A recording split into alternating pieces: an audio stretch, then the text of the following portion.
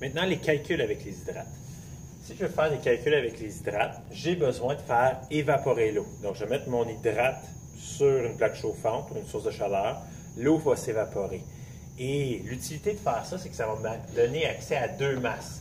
Ça va me donner la masse de l'eau qui s'est évaporée et ça va me donner la masse de mon composé anhydre. Donc, ça veut dire le même composé ionique que j'avais qui formait l'hydrate, moins l'eau. Et c'est avec ces deux masses-là que je vais pouvoir faire un rapport stoichiométrique pour respecter les proportions définies qu'on retrouve dans un hydrate.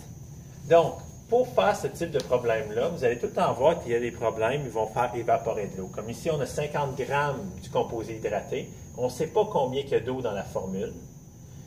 Et on fait évaporer l'eau.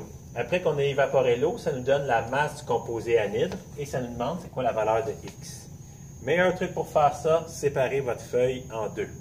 D'un côté, on va mettre le composé anhydre, donc le composé ionique sans l'eau.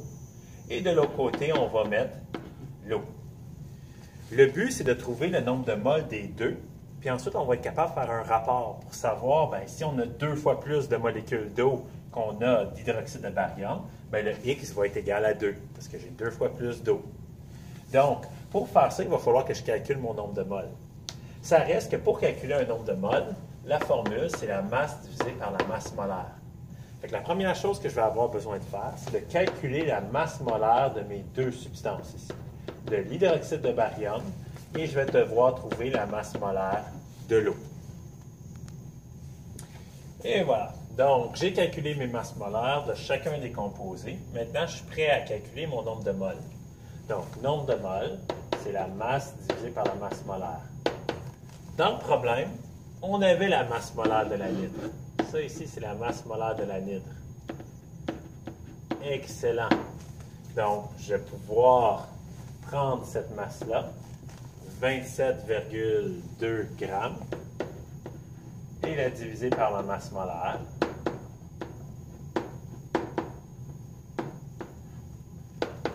Et ça va me donner mon nombre de moles de composé anhydre. Donc, le composé sans l'eau, c'est 0,159 moles.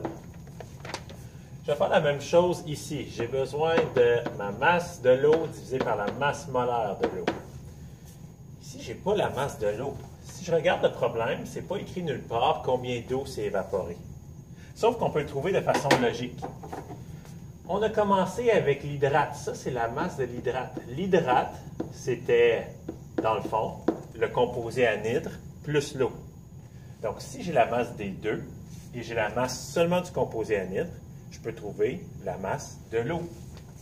Donc, si on se fait une petite équation ici, la masse de l'eau, ça va être la masse du composé hydraté, donc la masse de l'hydrate, moins la masse du composé anhydre, qui est le composé ionique.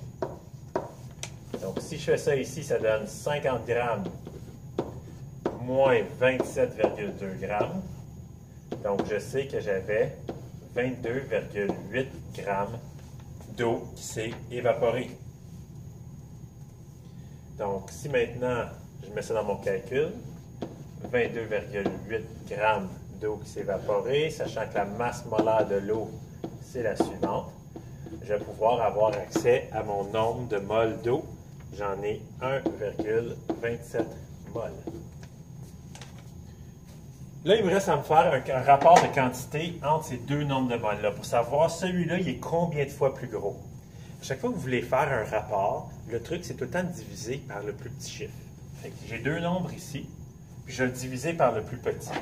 Donc, clairement, celui-là est plus petit que celui-là. Donc, si je divise mes deux par le plus petit qui est 0,159, je vais obtenir un rapport. Ça divisé par ça, forcément, ça donne 1. Et ça divisé par ça, je fais ça sur ma calculatrice, ça me donne... oups, ça ne me donne pas 5 pantoutes, ça me donne 8.